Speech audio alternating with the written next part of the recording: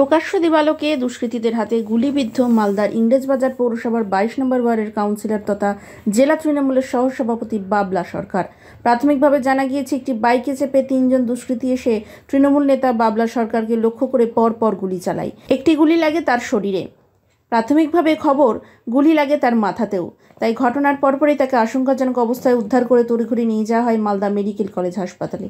তবে গুলিবিদ্ধ তৃণমূল নেতা বাবলা সরকারের অবস্থা যথেষ্ট সংকটজনক হয়। মালদায় প্রকাশ্যে দিবালোকে শুট আউট, দুষ্কৃতীদের হাতে গুলিবিদ্ধ মালদা তৃণমূল নেতা বাবলা সরকার।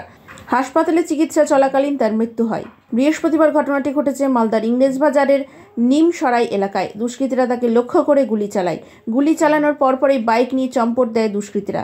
ঘটনায় গুলিবিদ্ধ হন মালদা তৃণমূল নেতা বাবলা সরকার। দুষ্কৃতীদের ছোড়া 3টি গুলি নাকি তার দেহেই লাগে। খুব কাছ থেকে তাকে গুলি করা হয়েছে বলেই জানা যায়।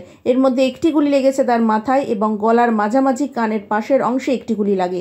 প্রকাশ্য দিবালোকে তৃণমূল নেতা বাবলা সরকারকে লক্ষ্য করে দুষ্কৃতীদের গুলি ছোড়াকে কেন্দ্র করে রীতিমতো আতঙ্কিত মালদা। গোটা ঘটনা খতিয়ে দেখছে ইংরেজবাজার থানার পুলিশ। পলাতক দুষ্কৃতীদের খোঁজে তল্লাশি শুরু করেছে পুলিশ। এদিকে মমতা বন্দ্যোপাধ্যায় এবং অভিষেক বন্দ্যোপাধ্যায় নির্দেশ দিয়েছে পুলিশকে খুব তাড়াতাড়ি দুষ্কৃতীদের ধরার জন্য।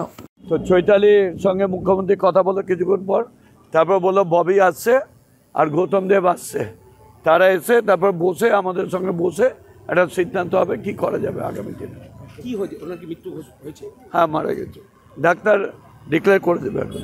কতক্ষণ আগে মারা গেছে? কি ডাক্তার যা বলছে ব্রড ডেথ, স্পটে মারা গেছে? হ্যাঁ। কটা গুলি লেগেছে? 3টা গুলি বলছে, 2টো মাথা একটা পিঠে। অনেক রকম সব জায়গায় প্রবলেম আছে, সেই প্রবলেমগুলো অ্যানালিসিস করবে পুলিশ। আমার তো মনে হয় রাজনৈতিক শত্রু ওর ছিল না, খুব ভালোবাসতো সবাইকে, সবারই সঙ্গে রিলেশন রাখতো, রাজনৈতিক কোনো ব্যাপার না। শহরের বুকে এই ব্যাপারে দিন দুপুরে গুলি, আমরা খুব আতঙ্কিত। আমি মুখ্যমন্ত্রীকে বললাম তো যে সিকিউরিটিগুলো রিভিউ করা হয়, এখানে কিন্তু দেখেছি সিকিউরিটি রিভিউ হয় না। আমিও তো 17বার বোমগুলি খেয়েছি, ওই যা সিকিউরিটি আছে ইলেকশনের সময় বলেছি, এখনও বলছি। নিরাপত্তা নিয়ে আমি তো নিজের সিকিউরিটি নিজেই তৈরি করেছি, নিজের টিম তৈরি করে আমার সিকিউরিটি মেনটেন করি।